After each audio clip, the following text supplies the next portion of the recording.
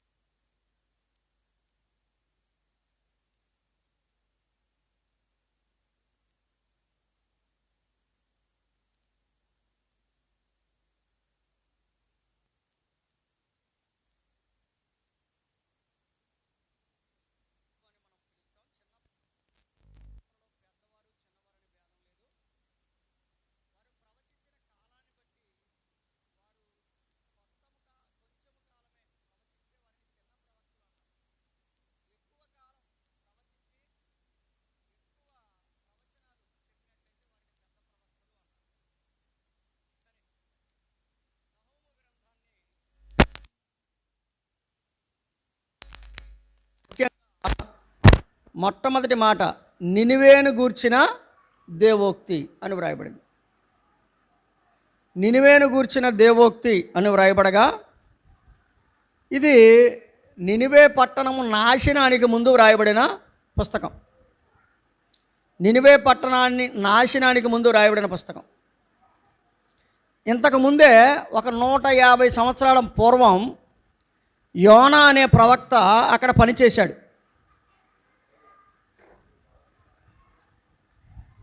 నహూము గ్రంథానికి పూర్వము యోనా అనే ప్రవక్త నినివే పట్టణంలో పనిచేశాడు. నినివే పట్టణంలో పనిచేసినప్పుడు నినివే పట్టణం వారందరూ మారు మనసు పొందారు. సంవత్సరాలు గడుస్తూ ఉండగా ఇంచుమించుగా 169 సంవత్సరాలు అయింది. అంటే యోనా గ్రంథానికి నహూము గ్రంథానికి మధ్యలో. యోనా గ్రంథము 780 బీసీ, నహూము గ్రంథము 612 బీసీ. అంటే వెనక తగ్గకుండా వస్తుంది కదా. 780 మైనస్ 612 ఇంచుమించుగా 169 సంవత్సరాలు. సంవత్సరాలు గడిచే కొద్దీ ఒకప్పుడు భక్తి కలిగి మారు మనసు పొందిన వాళ్ళే ఇప్పుడు వాళ్ళు ఎలా మారిపోయారంటే ఆ భక్తిని విడిచి నాశనాన్ని తెచ్చుకున్నారు. నహూము గ్రంథం చెప్పే పాఠం ఏంటంటే, యోనా గ్రంథములో దేవుని దయ, దేవుని వాత్సల్యము ప్రకటించబడింది. యోనా గ్రంథములో దేవుడు మనకు ఎలా కనిపిస్తాడంటే, ఆయన దయను ప్రకటించేవాడిగా, అవకాశం ఇచ్చేవాడిగా కనిపిస్తాడు. నహూము గ్రంథంలో దేవుడు ఎలా కనిపిస్తాడంటే, ఇక వారికి అవకాశం ఇవ్వకుండా వారిని నాశనం చేసేవాడిగా కనిపిస్తాడు. మీకు అర్థం కావడానికి ఇలా ఒక మాట చెప్తాను. యోనా గ్రంథంలో దేవుడు 4వ అధ్యాయం 2వ వచనం ప్రకారం, యోనా గ్రంథం 4:2 చూడండి. యెహోవా, నేను నా దేశమందు ఉండగా ఇట్లు జరుగునని నేను అనుకుంటుంది కదా, అందువలననే నీవు కటాక్షము, జాలియు, బహుశాంతమును, అత్యంత కృపగల దేవుడవై ఉండి పశ్చాత్తాపపడి కీడు చేయక మానుదమని నేను. కాబట్టి దేవుడు యోనా గ్రంథంలో దేవుడు మనకు ఎలా కనిపిస్తున్నాడంటే, అత్యంత దయ, వాత్సల్యము, శాంతము, కటాక్షము, కృప కలిగిన దేవుడిగా కనిపిస్తున్నాడు. ఆయన వాత్సల్యము, దయ, కృప, కటాక్షము వీటన్నిటి వల్ల యోనా అక్కడ ప్రకటించాడు. ఆ ప్రజలు మారు మనసు పొందారు. సమయం గడిచే కొద్దీ ఏం జరిగిందంటే, వీరి భక్తి తగ్గిపోయింది. మనకు కూడా ఏమవుద్దంటే, నిన్నున్న భక్తి ఇవాళ తగ్గిపోతుంది. భక్తి తగ్గిపోవడానికి కారణం ఏంటంటే, దేవుని మీద ప్రేమ తగ్గిపోవడమే. ఆ దేవుని మీద ఉన్న ప్రేమను మరొక దాని మీద మనం పెట్టడం వల్ల దేవుని మీద ఉన్న ప్రేమ మనకి తగ్గిపోతుంది. నహూము గ్రంథంలో దేవుడు మనకు ఎలా కనిపిస్తాడంటే, మొదటి అధ్యాయము 2వ వచనములో రోషము గలవాడు అని కనిపిస్తుంది. ఇందాకేమో దయగలవాడు, అత్యంత దయగలవాడు, కటాక్షము గలవాడు, శాంతము గలవాడు అని యోనా గ్రంథము 4వ అధ్యాయం 2వ వచనములో ఉంటే, నహూము గ్రంథంలో ఏమనుంది? ఆయన రోషము గలవాడు అని ఉంది. 2వ అధ్యాయం 1వ వచనం చూడండి, లయకర్త. ఏమండి, ఏ కర్త? నహూము గ్రంథం 2వ అధ్యాయం 1వ వచనం, లయకర్త. యోనా గ్రంథములోనేమో ఆయన దయగలవాడు, శాంతమూర్తి. నహూము గ్రంథంలోనేమో ఆయన రోషము గలవాడు, లయకర్త. ఇప్పుడు మీరు మనమందరం అర్థం చేసుకోవాల్సిన ఒక పాఠం ఏంటంటే, వినండి. రూపాయి కాయిన్కి రెండు పక్కలు ఉంటాయి.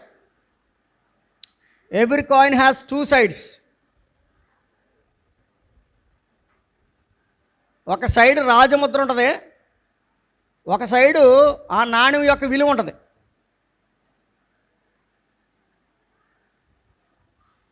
ఆ రాజముద్ర ఏంటి అంటే, గుర్తుపెట్టుకోండి, దేవుని యొక్క రోషం, అథారిటీ. ఆ రాజముద్ర లేకుండా ఈ రూపాయికి కానీ, 2 రూపాయలకి కానీ, 5 రూపాయలకి కానీ ఏం లేదు, విలువ లేదు. కాబట్టి ఒక పక్కన మనలను ప్రేమించి మనల్ని రక్షించేవాడిగా ఉన్నాడు, రెండవ పక్కన ఆయన అథారిటేటివ్గా, ఆధిపత్యం గలవాడిగా, ఆయన రోషము గలవాడిగా, లయకర్తగా ఉన్నాడు. మీకు ఇంకా తెలియాలంటే లేఖనాలు ఇలా వ్రాయబడింది, ఆయన దహించు అగ్ని అయి ఉన్నాడు అని వ్రాయబడింది కదండి. ఆయన ఏమై ఉన్నాడు? ఆయన అత్యంత శాంతమూర్తి అని వ్రాయబడింది, ఆయన దహించు అగ్ని అని వ్రాయబడింది. కాబట్టి మనము దేవుడిచ్చిన అవకాశాన్ని పోగొట్టుకుంటే, దేవుడు మనకిచ్చిన అవకాశాలు పోగొట్టుకొని మన ఇష్టానుసారంగా మనం తిరిగితే, విచ్చలవిడిగా తిరిగితే, దేవుడిచ్చిన సమయాన్ని పాడు చేసుకుంటే, నీ మీదకి నా మీదకి వచ్చేది దేవుని ఉగ్రత. అది గుర్తుపెట్టుకోండి. దేవుని లేఖనాలలో మనము గమనించినట్లయితే, నహూము గ్రంథం ఎందుకు వ్రాయబడిందంటే, ఒకప్పుడు రక్షణ పొందినవారు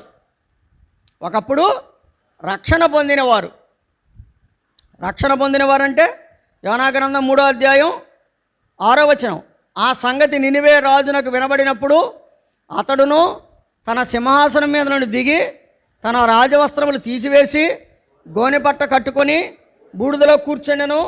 మరియు రాజైన తానును ఆయన మంత్రులకు ఆజ్ఞేయగా, ఒకవేళ దేవుడు మనసు తిప్పుకుని పశ్చాత్తప్తుడై మనము లయము కాకుండా తన కోపాగ్ని చల్లార్చుకొనును గనుక మనుషులు ఏది పుచ్చుకోకూడదు, పశువులు కానీ, ఎద్దులు కానీ, గొర్రెలు కానీ మేత మేయకూడదు, నీళ్లు తాగకూడదు.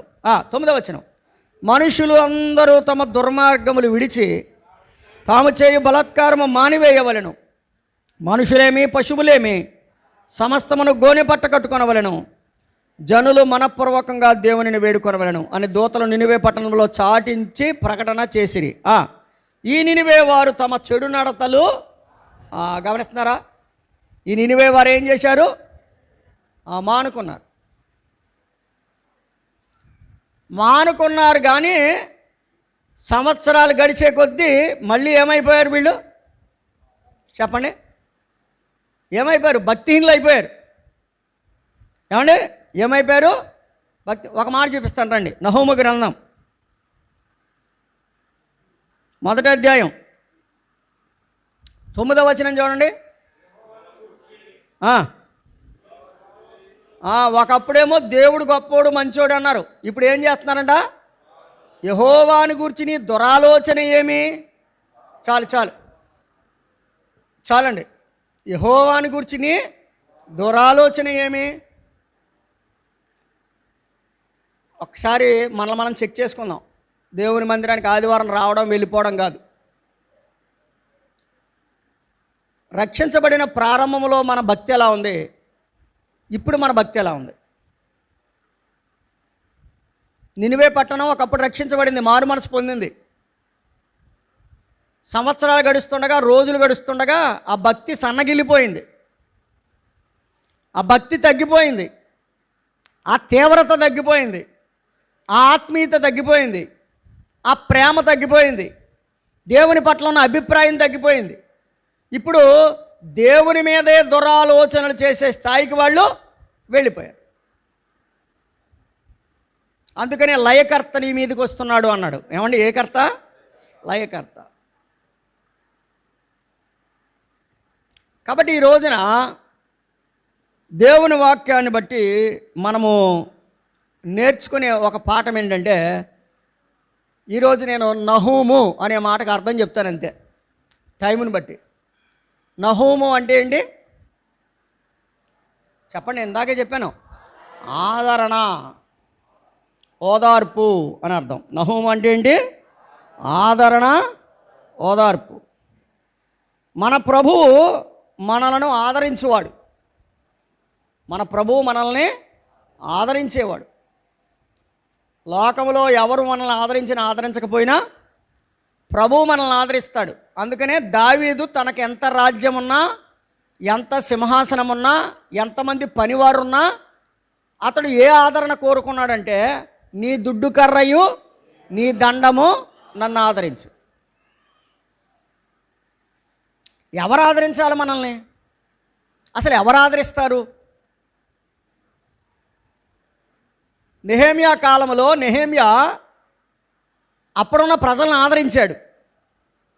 మరలా తిరిగి పడిపోయిన దాన్ని కట్టడానికి, పితరులు సమాధులుండే పట్టణం తిరిగి కట్టడానికి వారందరిని ఆదరించి ప్రోత్సహించి పనిచేశాడు.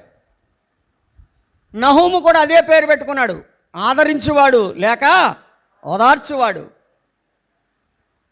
కాబట్టి 23వ కీర్తన 4వ చరణం ప్రకారం, నీ దుడ్డు కర్రయు నీ దండము నన్ను ఆదరించు.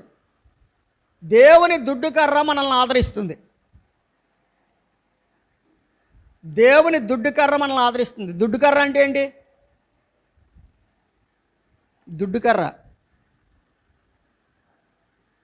రెండు మాటలు ఉన్నాయి అక్కడ, దుడ్డు కర్ర, దండము. దుడ్డు కర్ర అంటే కొట్టేది, పెద్ద దుడ్డు కర్ర ఇచ్చి కొట్టేసాడని అంటారు. దండము అంటే ఏలేది, ఒకటి కొట్టేది, ఒకటి ఏలేది. ఇప్పుడు మీరు చూడండి, గొర్రెల కాపర దగ్గర ఒక కర్ర ఉంటుంది.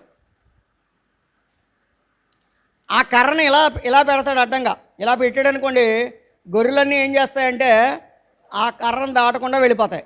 అంటే అదేంటిది? అదేంటి? దండం. అంటే ఏంటి? రూల్ దాటకుండా, రూల్ అవుట్ అవ్వకుండా, లాని అతిక్రమించకుండా, అంటే చట్టాన్ని అతిక్రమించకుండా, దేవుని చట్టాన్ని అతిక్రమించకుండా, అలాగే కాపరి చట్టాన్ని అతిక్రమించకుండా గొర్రెలు వెళ్ళడానికి ఆ కర్రను వాడతాడు. ఆ కర్రకి ఓ పక్కనే ఓ కొడవలు కడతాడు. ఆ కర్రకి ఓ పక్కన కొడవలు కట్టి ఈ గొర్రెలన్నిటిని ఓ చెట్టు దగ్గరికి తీసుకెళ్ళి ఆ కొడవలతో ఇలా లాగుతాడు. ఇప్పుడు ఆ కర్ర ఏం పెట్టింది? మేత పెట్టింది. అర్థమవుతుందా? అంటే కాపరి దగ్గర దండం ఉంటుంది, కాపరి దగ్గర దుడ్డు కర్ర ఉంటుంది, దండం ఉంటుంది. గుర్తుపెట్టుకోవాలి. అంటే ఆయన మనల్ని మేపుతాడు, అవసరమైతే మనల్ని కరెక్ట్ చేస్తాడు.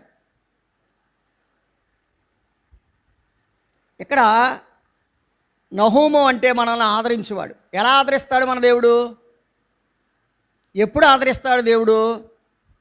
ఇవి మనం తెలుసుకోవాలి. ఎలా ఆదరిస్తాడు దేవుడు అంటే, యెషయా గ్రంథంలో 61వ అధ్యాయము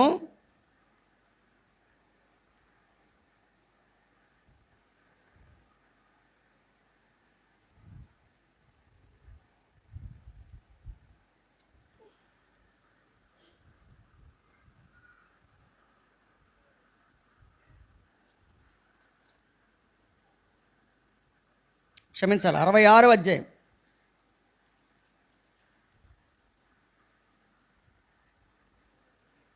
13వ వచనం.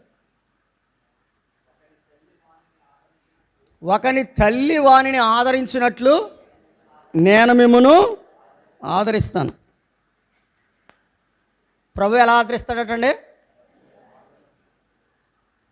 ఆయన దుడ్డు కర్రయు ఆయన దండము మనల్ని ఆదరిస్తుంది. అంటే అవసరమైనప్పుడు మనల్ని కరెక్ట్ చేస్తాడు, అవసరమైనప్పుడు మేపుతూ ఉంటాడు. అమ్మ పోసారి కొడుతుంది, అమ్మ పెడుతుంది. అవునా? అమ్మ కొట్టకుండా పెట్టకుండా ఉన్నవాళ్ళు ఎవరైనా ఉన్నారు ఇక్కడ? చెప్పండి, ఎవరైనా ఉంటే చెప్పండి. వాళ్ళు బయటికి వెళ్ళిపోవచ్చు.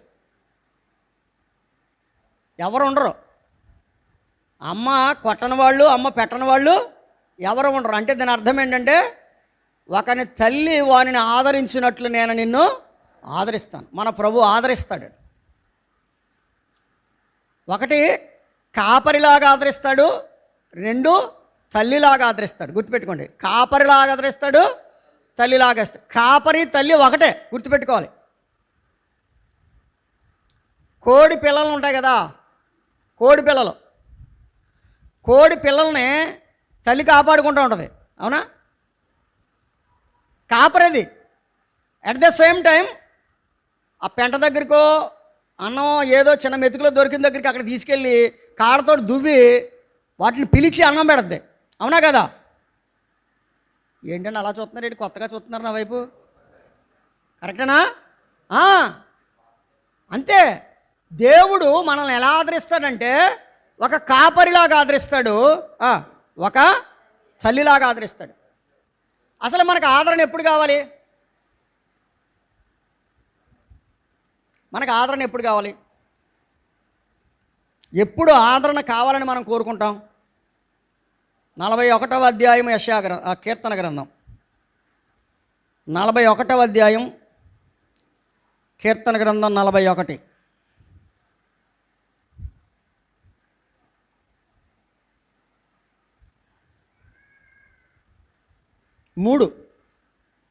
మూడవ చరణం.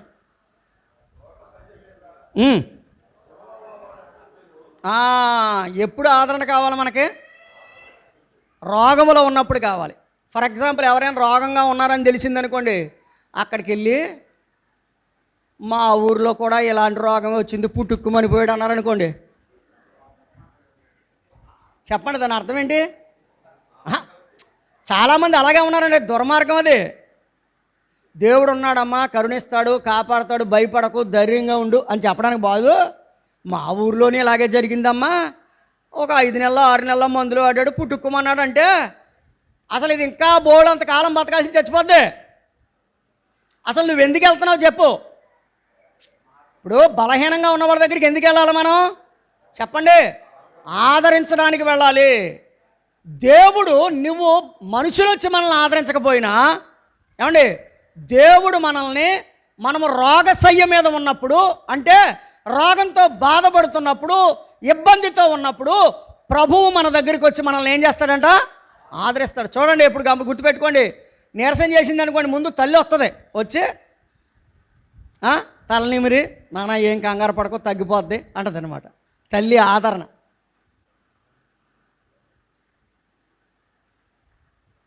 దేవుని పిల్లలు కూడా గుర్తుపెట్టుకోండి, ఎవరికైనా అనారోగ్యంగా అని తెలిసిందనుకోండి, వెళ్ళగలిగితే వెళ్ళండి, కానీ నెగిటివ్ థింకింగ్ మాత్రం చేసి నెగిటివ్ వర్డ్స్ మాత్రం అక్కడ ఉపయోగించకండి. అంటే బలపరిచే మాటలు మాట్లాడండి. మీరు అక్కడికి వెళ్ళేటప్పటికి పెద్ద తత్వవేత్తలు అయిపోతారు. అందరూ తత్వవేత్తలు అయిపోయి ఏదో చరిత్ర అంతా తమకే తెలిసినట్టు, ఆ రాగాల గురించి అన్నీ వాళ్ళకే తెలిసినట్టు చెప్పి ఇంకా బతకాల్సిన వాడు కూడా చంపేస్తారు. మనకు ఎప్పుడు ఆదరణ కావాలి చెప్పండి? కాబట్టి దేవుని పిల్లలు ఎవరైనా అనారోగ్యంగా ఉన్నప్పుడు వారి దగ్గరికి వెళ్ళి ఏం చేయాలి? ఆదరించాలి. కాబట్టి నేను వెళ్ళాను, ఆదరించని డప్పులు ఏమో అక్కర్లా. మీరు వెళ్ళండి, ఆదరించండి, ప్రార్థన చేయండి. ఏమైనా వీలుంటే మీరేమైనా సహాయం చేయగలిగితే సహాయం చేసిరండి. ఇది దేవునికి మనకే తెలిస్తే చాలు, ఇంకెవరికి తెలాల్సిన అవసరము లేదు. కాబట్టి మనం రోగముగా ఉన్నప్పుడు మనకు ఆదరణ కావాలి. తల్లి మనల్ని రోగంగా ఉన్నప్పుడు ఆదరిస్తుంది. మీరు ఇంకొక సంగతి చెప్పనా? గొర్రెల కాపరి కూడా రోగంగా ఉన్నదాన్ని భుజం మీద వేసుకుని తీసుకెళ్తాడు. లేదంటే వాళ్ళకి ఏదో బండి ఉంటుంది, ఆ బండి మీద తట్లో కట్టేసి దాన్ని గెంటికి వెళ్ళిపోతూ ఉంటాడు. ఎందుకంటే దానికి ఇంకా స్ట్రెస్ ఇవ్వడం, ఆ దానికి ఉన్న స్ట్రెస్ తాను తీసుకుంటాడు. కాబట్టి మనము దేవుని పిల్లలు అక్కడ అర్థం చేసుకోండి. నెహెమ్యా అంటే ఆదరించేవాడు, నహూము అంటే ఆదరించేవాడు. దేవుని పిల్లలు కూడా ఎలా ఉండాలి? ఆదరించేవారిగా ఉండాలి. అనారోగ్యంగా ఉన్న వారిని ఆదరించాలి. మదర్ తెరీసా కలకత్తా వీధుల్లో, స్కడ్డర్ మద్రాసులో, సిఎంసి వెల్లూరు, మన దగ్గర షాట్ గారు, ఇయాన్ బర్డ్ గారు, ఇటువంటి దొరలందరూ కూడా, లేజర్ గారు, వీళ్ళందరూ అనారోగ్యంగా ఉన్న వారిని ఆదరించడానికి హాస్పిటల్ పెట్టారు. కుష్ఠరోగులను ఆదరించడానికి హాస్పిటల్ పెట్టారు. దేవుని పిల్లలకి ఉండాల్సిన మొదటి లక్షణం ఏంటంటే అనారోగ్యంగా ఉన్న వారిని మనం ఏం చేయాలి? ఆదరించాలి. మంచి సమరయుడు ఏం చేశాడు?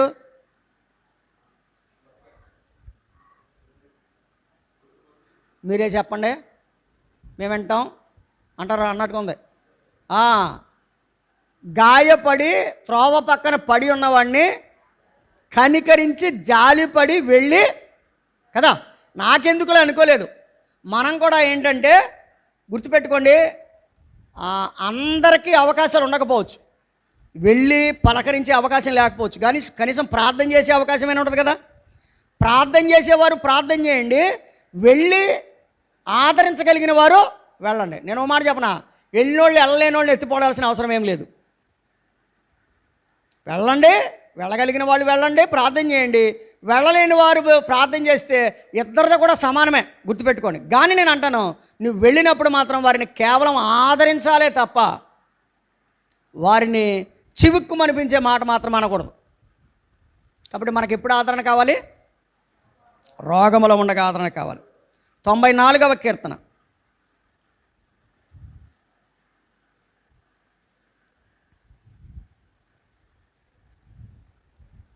19వ వచనం. నా అంతరంగమందు విచారములు హెచ్చగా నీ గొప్ప ఆదరణ. విచారముగా ఉన్నప్పుడు మనకు ఆదరణ కావాలి. ఎప్పుడు? విచారం. రోగములో ఉన్నప్పుడు ఆదరణ అవసరం. రెండోది ఏంటి? విచారం. విచారం అంటే ఏంటి? ఫర్ ఎగ్జాంపుల్, ఎవరింట్లో ఎవరో చనిపోతారు, విచారం. లేకపోతే జరగరానిది ఏదో జరిగింది, విచారం. ఆ విచారంగా ఉన్నప్పుడు మనసు బాధపడుతూ ఉంటుంది. అప్పుడు ఒక సహోదరుడు కానీ ఒక సహోదరి కానీ వెళ్ళి వారిని బలపరిస్తే అది గొప్ప ఆదరణ.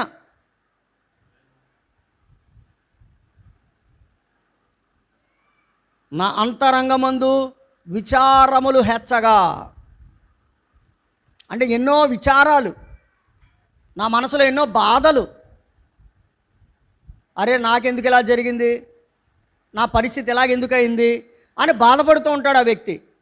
ఆ వ్యక్తి బాధపడుతూ ఉన్నప్పుడు మనం చేయాల్సిందల్లా ఏంటంటే వెళ్ళి మనం ఆదరించాలి. కాబట్టి నా అంతరంగమందు విచారములు హెచ్చగా ఏమండి నీ గొప్ప ఆదరణ. కాబట్టి ఇలా చెప్తాను, 3 మాటలు గుర్తుపెట్టుకోండి. ఒకటి, రోగములో ఉండగా ఆదరణ కావాలి. మనసులో మానసికంగా వేదన పడుతున్నప్పుడు ఆదరణ కావాలి. మానసిక వేదన ఎవరికి చెప్పుకోలేరు. కొన్నిసార్లు మానసిక వేదన ఎవరికి చెప్పుకోగలరంటే భార్యాభర్తలు మాత్రమే చెప్పుకోగలరు, లేదా తనకి సన్నిహితమైన స్నేహితునికి మాత్రమే చెప్పుకోగలుగుతారు, ఇంకెవరికి చెప్పుకోలేరు ఆ బాధ. అటువంటిప్పుడు మనం ఏం చేయాలంటే దేవుని పిల్లలుగా వారి మానసిక వేదనలో ఉన్నప్పుడు వారిని మనము ఆదరించాలి. యెషయా గ్రంథానికి రండి, 61వ అధ్యాయం.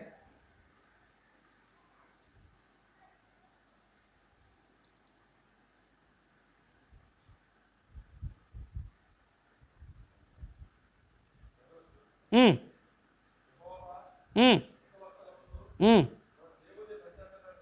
ఉమ్, ఉమ్. దుఃఖములో ఉన్నవారికి ఆదరణ కావాలి. 3 మాటలు చెప్తారా? కనీసం మనం ప్రాక్టీస్ చేయాలని చెప్తున్నాను ఈ విషయాలు. ఎప్పటికే కూడా వినటం వెళ్ళిపోవడం, ఈ చెవితో వింటాం ఈ చెవితో వెళ్ళిపోవడం కాదు. We have to practice the word of God. దేవుని వాక్యాన్ని మనం ప్రాక్టీస్ చేయాలి. ఒకటి, రోగంలో ఉన్నప్పుడు నీకు తెలిస్తే, నీకు వీలుంటే ఖచ్చితంగా వెళ్ళి ఏం చేయాలి? ఆదరించాలి. 2, మానసికంగా బాధపడుతూ ఉంటే వారి దగ్గరికి వెళ్ళి నువ్వు వారిని ఆదరించాలి. 3వది, దుఃఖంలో ఉంటే వారి దగ్గరికి వెళ్ళి నువ్వు ఆదరించాలి. ఆదరణ ఎలా ఉండాలి? కాపరిలా ఉండాలి, తల్లిలా ఉండాలి. మర్చిపెట్టుకోండి. మీరు ఆదరించడానికి వెళ్ళిన వాళ్ళు ఎలా మాట్లాడాలి? ఒక కాపరిలా మాట్లాడాలి. ఆదరించడానికి వెళ్ళిన వాళ్ళు ఎలా మాట్లాడాలి? ఒక తల్లిలా మాట్లాడాలి. కొన్నిసార్లు అంటారు, మా అమ్మ లేదు కానీ మా అమ్మలా మాట్లాడేవమ్మా అంటే ఎంత నువ్వు అతన్ని ఇంప్రెస్ చేసావో అర్థం చేసుకో. కానీ మనం ఏం చేస్తాం తెలుసా? ఉన్న పుండుని కాతంతా అది కాకి పొడుతుందంట. ఏది? ఎద్దుకి పుండు ఉంటుందంట. ఎద్దు పుండు కాకి పొడుతూ ఉంటుందంట. ఈ కాకుల్లో తయారవ్వకూడదు మనం. కాబట్టి మన దేవుడు మనల్ని ఆదరించేవాడు. అందుకనే భక్తుడైన దావీదు అంటాడు, నాయనా నువ్వు నన్ను ఎప్పుడు ఆదరిస్తావు? కీర్తన గ్రంథం 119వ కీర్తన. కీర్తన గ్రంథం 119వ కీర్తన 82వ చరణం. నన్ను ఎప్పుడు ఆదరించుదువో అని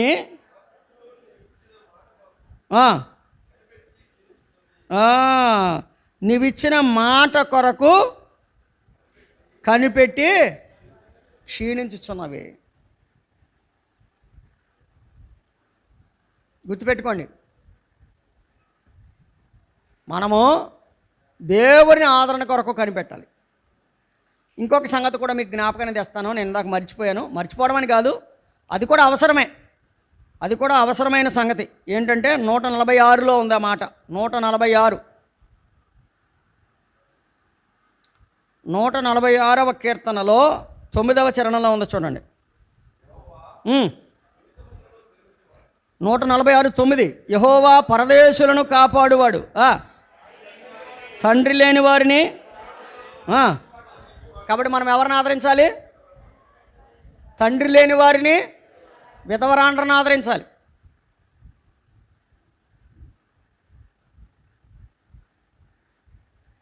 దేవుని పిల్లలకు నేర్చుకోవాల్సిన పాఠాలు ఇవి.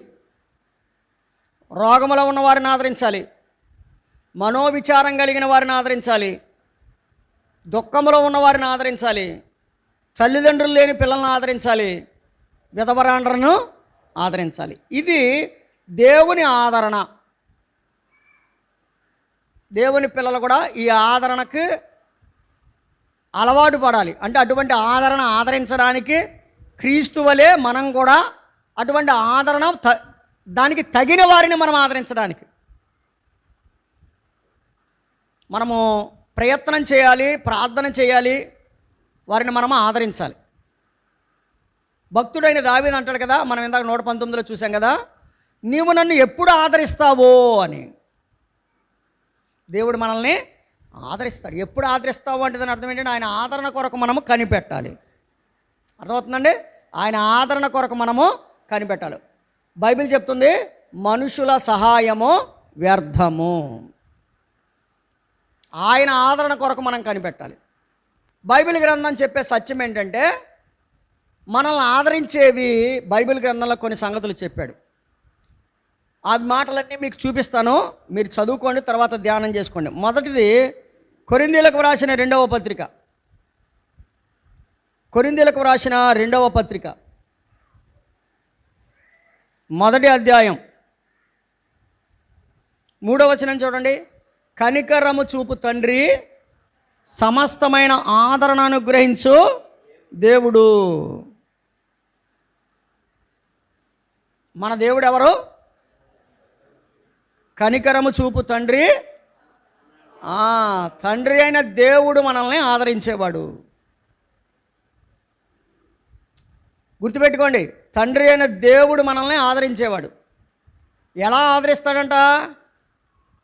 సమస్తమైన ఆదరణ. అంటే సమస్తమైన ఆదరణ అంటే రోగంలో ఉండగా ఆదరణ, విచారంలో ఉండగా ఆదరణ, దుఃఖంలో ఉండగా ఆదరణ, ఒకవేళ తల్లిదండ్రులు లేకపోతే ఆదరణ, ఏమంటే విధవరాండ్రుగా ఉంటే ఆదరణ. అంటే ఆయన సమస్తమైన ఆదరణ ఆయన ఇవ్వగలడు. ఎవరి దగ్గర దొరికినా దొరకకపోయినా ఆ తండ్రి దగ్గర మనకేం దొరుకుతుంది? ఆదరణ దొరుకుతుంది. కాబట్టి తండ్రి అయిన దేవుడు మనలను ఆదరించువాడు. రైట్. రెండవది, ఐదవ వచనం అక్కడే. క్రీస్తు యొక్క శ్రమలు మాయందు ఎలాగూ విస్తరించుచున్నవో అలాగే క్రీస్తు ద్వారా ఆదరణయు మాకు విస్తరించుచున్నది. రైట్. ఇప్పుడు విన్నారా? రెండవది, కుమారుడైన యేసు క్రీస్తు వారు మనలను ఆదరించేవాడు. ఇందాకన తండ్రి అయిన దేవుడు మనల్ని ఆదరించేవాడు. ఇక్కడ శ్రమలలో కుమారుడైన క్రీస్తు ద్వారా ఆదరణ మాకు విస్తరించుచున్నది. ఆదరణ మాకు విస్తరించడం అంటే ఏంటి? వ్యాపించడం అని. ఒక మేఘం తీసుకోండి. ఆ మేఘం చిన్నగా ఉంటుంది. అది అలాగ స్ప్రెడ్ అయ్యి మన మీద వర్షంగా పడుద్ది. వ్యాపించడం, విస్తరించడం. కాబట్టి మన పైన మన ప్రభు యొక్క కృప, ఆయన కృప మనల్ని మన మీద విస్తరించేటువంటి ఆదరణ. రెండు మాటలు గుర్తుపెట్టుకోండి. ఒకటి, తండ్రి అయిన దేవుడు మనల్ని ఆదరించేవాడు.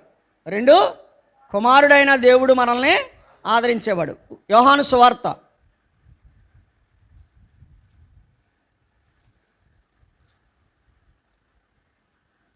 14వ అధ్యాయం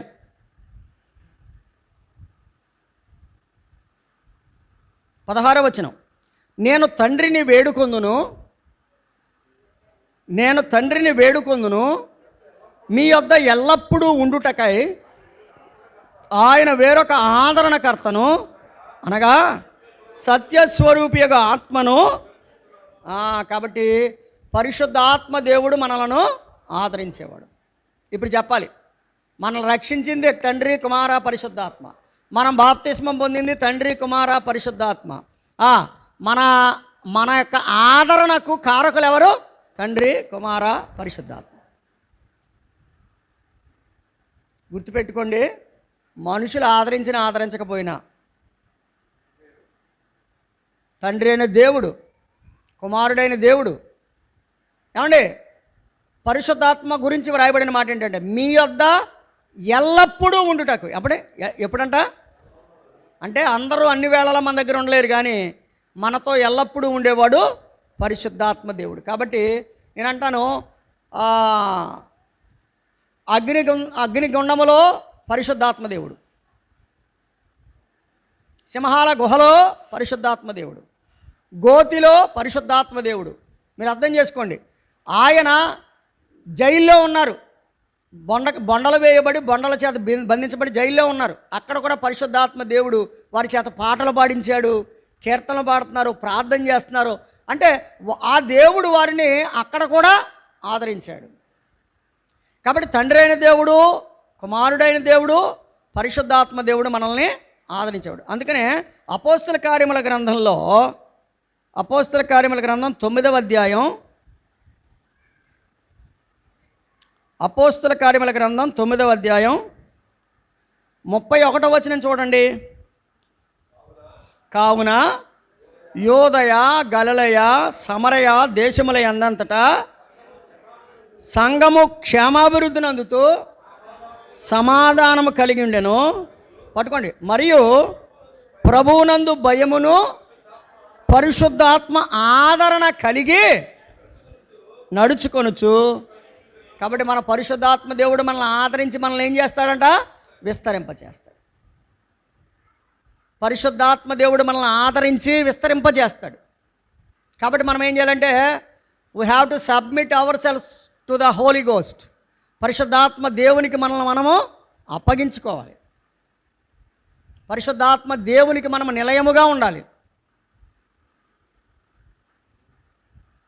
మీలోనున్న ఆత్మకు మీరు ఆలయమై ఉన్నారని మీరు ఎరుగరా, మీరు మీ సొత్తు కారు, విలువ పెట్టి. కాబట్టి పరిశుద్ధాత్మనికి మనము లోబడినప్పుడు ఆయన మనల్ని ఆదరించి విస్తరింపజేస్తాడు. కాబట్టి ఈ రోజున తండ్రి అయిన దేవుడు ఆదరిస్తాడు, కుమారుడైన దేవుడు ఆదరిస్తాడు, పరిశుద్ధాత్మ దేవుడు ఆదరిస్తాడు అని చెప్పి అవి పర్సనల్గా మనం ఎక్స్పీరియన్స్ చేయలేకపోవచ్చు అంటే దాని అర్థం ఏంటి? ఆ ఉన్నతమైన స్థాయికి, అంత అత్యున్నతమైన ఆత్మీయ స్థాయికి మనం వెళ్ళలేకపోతే మనం ఆ తాకిడి మనం అనుభవించలేం. ఆ తాకిడి మనం అనుభవించాలంటే మనం ఏం చేయాలంటే ఆయన సన్నిధిలో ఎక్కువగా కనిపెట్టాలి. అర్థమవుతుందా? ఆయన సన్నిధిలో మనము ఎక్కువగా కనిపెట్టాలి. ఆయన సన్నిధిలో కనిపెట్టడం అంటే ఏంటంటే ఆయనను పర్సనల్గా అనుభవించాలి. పర్సనల్గా అనుభవించడం అంటే ప్రార్థన చేయాలి, ఆయన చెప్పేది మనం వింటూ ఉండాలి, ఆయన ఏం మాట్లాడతాడో మనం వినాలి, మనం ఏదో మన అవసరం, ప్రతి అవసరాన్ని ప్రభువుకు చెప్పుకుంటూ ఉండాలి. కాబట్టి దేవుడు అందరినీ ఆదరించడానికి తండ్రి అయిన దేవుడు, కుమారుడైన దేవుడు, పరిశుద్ధాత్మ దేవుడు ఇండివిజిబుల్గా అంటే కనిపించకుండా ఆయన మనల్ని ఆదరిస్తున్నారు. కానీ కనిపించే ఆదరణ కూడా దేవుడు మనకిచ్చాడు. కనిపించని ఆదరణ తండ్రి, కుమార, పరిశుద్ధాత్మలది. అయితే కనిపించే ఆదరణ ఏంటి? కనిపించే ఆదరణ ఏంటండి? రండి, అపోస్తల కార్యముల గ్రంథమే 15వ అధ్యాయం.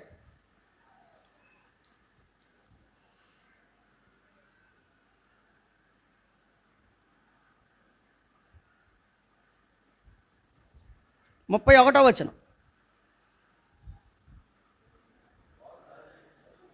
వారు దానిని చదువుకుని అందువలన ఆదరణ పొంది ఏం చదువుకున్నారు? ఏం చదువుకున్నారు అంటే 23వ వచనం నుంచి చదవాలి. ఒక పత్రిక రాద్దాం అనుకున్నారట, ఆ పత్రికను చదువుకున్నారట కదండి. 23వ వచనం చూడండి. వీరు పత్రిక రాసి వారి చేత పంపినదేమనగా అపోస్తలులను పెద్దలైన సహోదరులు అంతియోకయలోను, సిరియాలోను, కిలికియలోను నివసించు అన్యజనులుగా ఉండిన సహోదరులకు శుభము అని చెప్పి ఆ పత్రిక వ్రాసి దేవుని పిల్లలకు పత్రిక వ్రాసి పంపించారు. 30వ వచనం. అంతటా వారు సెలవు పుచ్చుకొని అంతియోకయకు వచ్చి శిష్యులను సమకూర్చి ఆ పత్రిక ఇచ్చారు కదా. దేవుని దాసులు పత్రిక పంపించారు. తీసుకొని వచ్చిన వాళ్ళు ఆ పత్రికను ఎవరికి పంపించారో వాళ్ళకి ఇచ్చారు. ఆ తీసుకున్న వాళ్ళు ఏం చేశారు? ఇప్పుడు చదవాలి 31వ వచనం. వారు దానిని చదువుకొని అందువలన, ఇప్పుడు చెప్పాలి, ఆదరణ ఎలా దొరుకుద్ది మనకి చెప్పాలి. ఆదరణ ఎలా దొరికింది వీళ్ళకి? చదువుకుంటే దొరికింది. ఏం చదువుకున్నారు వాళ్ళు? పత్రిక చదువుకున్నారు. ఎవరు రాసిన పత్రిక? అపోస్తలులు రాసిన పత్రిక. ఇప్పుడు మనకు ఆదరణ దొరకాలంటే మనం ఏం చదువుకోవాలి? అర్థమైందండి మీకు అందరికీ? 119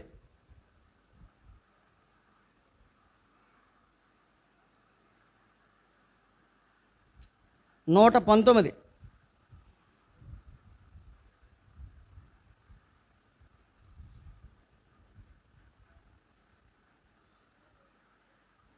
81. నీ రక్షణ కొరకు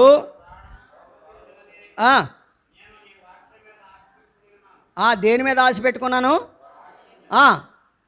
తర్వాత వచనం, నన్ను ఎప్పుడు ఆదరించుదువో అని. అంటే ఇప్పుడు దావీదు మహారాజు దేని ద్వారా ఆదరణ పొందాలని, దేని మీద ఆశ పెట్టుకున్నాడంట? నీవిచ్చిన వాక్యము మీద. కాబట్టి ఇప్పుడు చెప్పాలి, తండ్రి అయిన దేవుడు, కుమారుడైన దేవుడు, పరిశుద్ధాత్మ దేవుడు మనకు కనబడకుండా మనల్ని ఆదరిస్తున్నారు. కానీ మనకు కనబడే ఆదరణ ఏది? కాబట్టి వాక్యాన్ని ఈ రోజు నేను చదివాను అన్నవాళ్ళు చేయొద్దండి. Thank you. క్యాలెండర్లో వాక్యం చదివాను అన్నవాళ్ళు చేయొద్దండి. చాలామంది ఉంటారు. ఇది ఫోన్లో వచ్చిన ఏది వెర్స్, బైబిల్ డైలీ వెర్స్ ఉంటుంది, అది చదివాను అన్నవాళ్ళు చాలామంది ఉంటారు. నో, ఇవన్నీ కూడా టెంపరీ. అసలు నిజంగా ఆదరించేది ఏది? వాక్యం. వారు ఆ పత్రికను చదువుకొని కదా ఏం చదువుకున్నారు? పత్రికను చదువుకున్నారు. గుర్తుపెట్టుకోండి, దేవుని వాక్యం చదువుకుంటే నీ వాక్యమే నన్ను బ్రతికించను, నా బాధలలో 119లోనే ఆ సంగతి మనకు ఉంది, కావాలంటే చదువుకోండి. నా బాధలలో నెమ్మది ఇచ్చింది అదే. కాబట్టి డైరెక్ట్గా మనం ఆదరణ పొందాలంటే మనకు దేవుడిచ్చిన ఆధారం ఏది? వాక్యం. రోమాపత్రిక 15వ అధ్యాయం. రోమాపత్రిక 15వ అధ్యాయం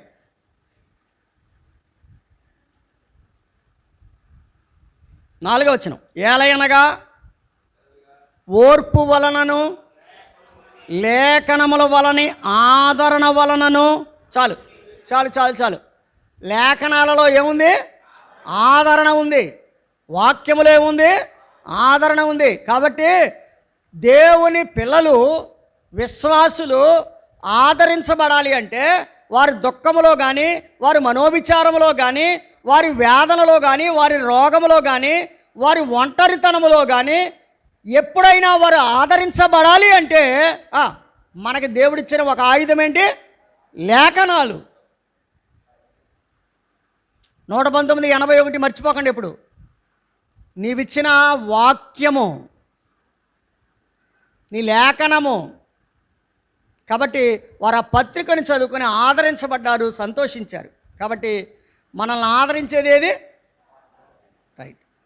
నేను ఇందాకన మీకు 3 సంగతులు కనిపించలేనివి అని చెప్పాను. కనిపించని సంగతులు ఏంటయ్యి? తండ్రి, కుమార.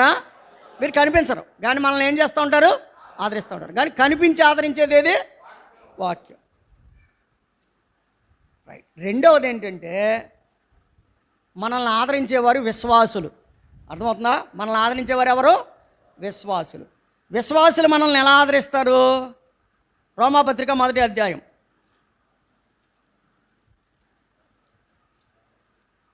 రోమాపత్రిక 1వ అధ్యాయం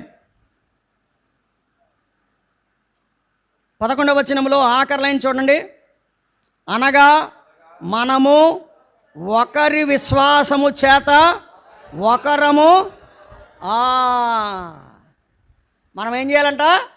ఒకరి విశ్వాసం చేత ఇంకొకరు ఆదరించబడాలంట. వినాలి.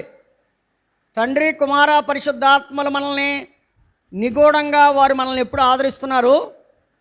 రెండవదిగా బహిర్గతంగా మనల్ని ఆదరించేది దేవుని వాక్యము. మూడవది ఏంటంటే విశ్వాసులు ఒకరి విశ్వాసము చేత ఒకరు ఆదరించబడాలి. ఒకరి విశ్వాసము వలన ఒకరు ఆదరించబడాలి. తెస్సలోనికీయులకు రాసిన పత్రిక, మొదటి పత్రిక 3వ అధ్యాయం 7వ వచనం. తెస్సలోనికీయులకు రాసిన మొదటి పత్రిక 3వ అధ్యాయం 7వ వచనం ఏముంది అక్కడ? అందుచేత సహోదరులారా, మా ఇబ్బందులు అంతటిలోనూ, శ్రమ అంతటిలోనూ మీ విశ్వాసమును చూచి మీ విషయంలో ఆదరణ పొందితిమి. మీ విశ్వాసమును చూచి మీ విషయంలో ఏం పొందాము? ఆదరణ పొందాము. కాబట్టి నాకున్న విశ్వాసం చేత నేను నిన్ను ఆదరించాలి, నీకున్న విశ్వాసం చేత నీవు నన్ను ఆదరించాలి. కనపడని ఆదరణ, కనిపించే ఆదరణ. ఇప్పుడు మీరు చెప్తారా? ఇప్పుడు కనపడని ఆదరణ ఏది? కనపడే ఆదరణ ఏది? లేఖనాలు. డైలీ లేఖనాలు చదువుకోవాలి. రెండవది ఏంటంటే విశ్వాసులైన మనము ఒకరిని ఒకరము ఆదరించుకోవాలి. ఒకరిని ఒకరం మనము ఆదరించుకోవాలి. అందుకనే ఇదే తెస్సలోనికీయులకు రాసిన పత్రికలో 4వ అధ్యాయము 18వ వచనం చూడండి. కాబట్టి మీరు ఈ మాటల చేత ఒకరినొకడు, కాబట్టి మనము ఆదరించుకోవాలి. నేను అంటాను, త్వరలో మన ప్రభువు మనల్ని అందరినీ ఆదరించబోతున్నాడు. త్వరలో మన ప్రభువు మనల్ని అందరినీ ఆదరించబోతున్నాడు. ప్రకటన గ్రంథంలో ఏమని వ్రాయబడిందంటే 7వ అధ్యాయం 17వ వచనములో, ప్రకటన గ్రంథం 7:17లో ఏం చెప్పాడంటే చూడండి, ఏలైనగా సింహాసనం మధ్యముండు గొర్రెపిల్ల వారికి కాపరి అయి జీవజలముల బొగ్గ యొద్దకు వారిని నడిపించును. దేవుడే వారి కన్నుల నుండి ప్రతి బాష్ప బిందువును, దేవుడే మనల్ని ఆదరించేవాడు. త్వరలోనే ఈ కార్యక్రమం జరగబోతుంది. 22వ అధ్యాయంలో కూడా ఇదే మాట ఉందో చూడండి. 22వ అధ్యాయం 4వ వచనం, క్షమించాలి 21:4 ఆయన వారి కన్నుల ప్రతి బాష్ప బిందువును తుడిచివేను, మరణము ఇక ఉండదు, దుఃఖమైనను ఏడ్పైనను వేదనైనను ఇక ఉండదు, మొదటి సంగతులు గతించిపోయినని సింహాసనము నుండి వచ్చిన గొప్ప స్వరము చెప్పుట. కాబట్టి మన ప్రభువు మనల్ని కన్నుటి నుంచి ప్రతి బాష్ప బిందువును తుడిచివేస్తాడు. జరగబోతుంది ఇది. ఇప్పుడు తుడుస్తాడు, భవిష్యత్తులో కూడా మన కన్నీళ్ళు తుడిచేవాడు. కాబట్టి నహూము అంటే చెప్పండి, ఆదరించేవాడు. మన ప్రభువు మనల్ని ఆదరించేవాడు. తండ్రి అయిన దేవుడు, కుమారుడైన దేవుడు, పరిశుద్ధాత్మ దేవుడు మనల్ని ఆదరించేవాడు. వాక్యము మనల్ని ఆదరించేది. విశ్వాసులు మనల్ని ఆదరిస్తారు. భవిష్యత్తులో ప్రభువు మన ప్రతి దుఃఖాన్ని నుంచి మనల్ని విడుదల చేస్తాడు. మనం ఆదరించడానికి వెళ్ళినప్పుడు ఎలా ఆదరించాలి? కాపరిలా ఆదరించాలి, తల్లిలా ఆదరించాలి కదా. ఆదరణ ఎప్పుడు అవసరం మనకి? 5 సంగతులు. 1, రోగంలో ఉన్నప్పుడు ఆదరణ అవసరం, విచారంలో ఉన్నప్పుడు ఆదరణ అవసరం, దుఃఖంలో ఉన్నప్పుడు ఆదరణ అవసరం, తల్లిదండ్రులు లేనప్పుడు ఆదరణ అవసరం, అదే సమయంలో విధవరాండ్రకు ఆదరణ అవసరం. అలాగున మనము మన స్థాయిలో మనము మన ప్రక్కన ఉన్న వారిని ఆదరిద్దాం. దేవుడు కూడా మనల్ని ఆదరిస్తాడు. అలాగున దేవుడు మనల్ని దీవించి ఆశీర్వదించునుగాక. ఆమేన్. ప్రేమగల తండ్రి, వందనాలు. నీ వాక్యమును మాకు ఇచ్చినందుకై స్తుతిస్తూ, అందరిలో అన్ని విధాలుగా నీ వాక్యాన్ని ఫలింపచేయమని మా ప్రభువు రక్షకుడు యేసుక్రీస్తు వారి ద్వారా ప్రార్థించి వేడుచున్నాము తండ్రి. ఆమేన్. అందరికీ వందనాలు.